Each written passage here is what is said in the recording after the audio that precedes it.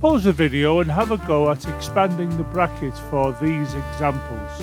Restart the video to see the step-by-step solution for each exercise. We can see here we have 8, and here in this area there is no multiplication sign, no division sign, and so on.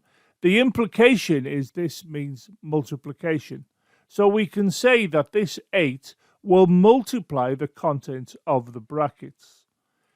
The 8, therefore, will multiply the r, and this will give 8r. We can then go on to see that the 8 will multiply the s, and this gives us 8s. There is no sign here. Now that implies that this is positive, and this positive times this positive will give a positive. Consequently, we can see that this will expand to this. Well, we can see we have a 4 here, and in this region there is no multiplication, division, addition, and so on. Now this implies that it is multiplication.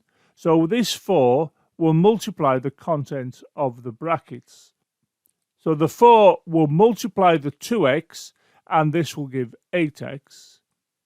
The 4 will then multiply the y, and this will give 4y. And if you look in this region, there is no sign, so this implies it is positive, and this positive times this positive will give us a positive. Consequently, we can see that this will expand to this here, and this is often referred to as removing brackets. Well, the first thing we can see is we have a 9 here. There is no sign here such as multiplication or division. Now this implies it's multiplication, so we can see that this 9 is going to multiply the contents of the brackets. So the first thing we need to do is to allow the 9 to multiply this, and this gives 72a. We then allow the 9 to multiply this, which gives 27b. If you look in front of the 9 here, there is no sign, which implies that it is positive, and this positive times this positive will give a positive.